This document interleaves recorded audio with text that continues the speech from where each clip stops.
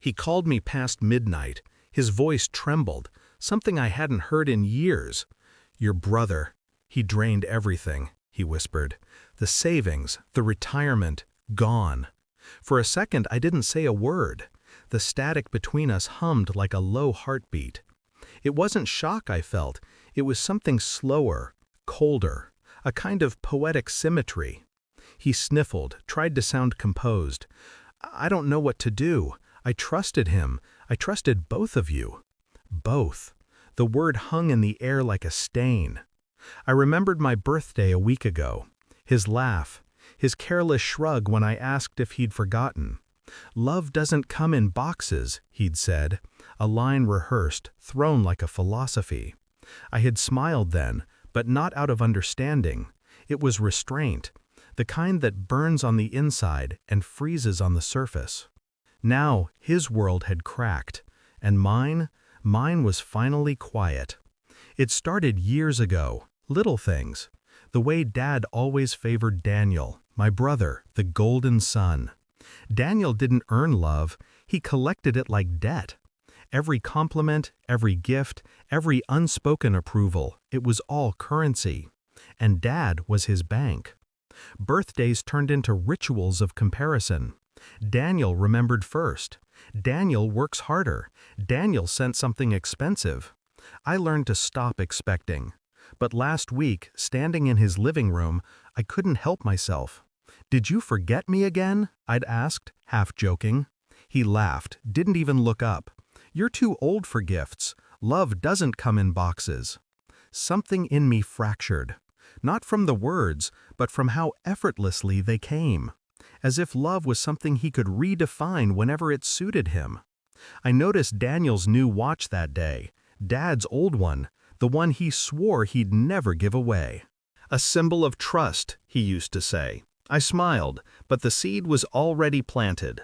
The next morning I logged into the joint family account. Just curiosity, I told myself. But the transactions told a different story, one that didn't surprise me.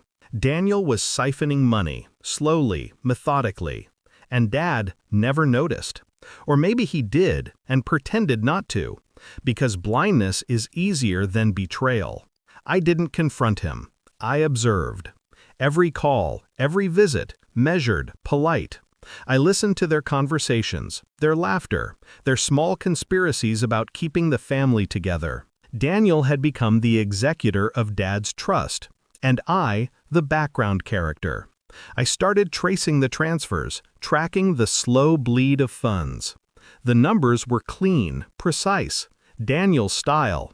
He was clever enough to make it look like routine maintenance. Dad would never see it. He only saw loyalty through the lens of obedience. The more I uncovered, the less I felt. It was all arithmetic now. When I found the final transfer, one that emptied the savings entirely, I just sat there in silence.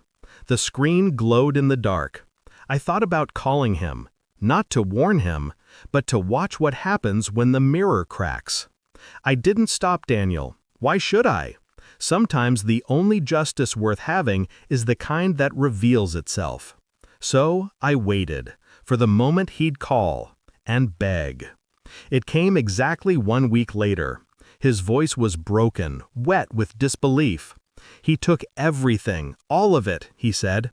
My pension, my savings, even the emergency fund. I let silence answer first. Then, slowly, "You trusted him." He exhaled sharply. "He's my son." "So am I," I said. The words felt foreign, distant, like something spoken through glass. He didn't reply. Maybe he finally heard the truth. How easily he'd forgotten me. How every time I reached for affection, he handed me Daniel's shadow instead. I didn't have to say much.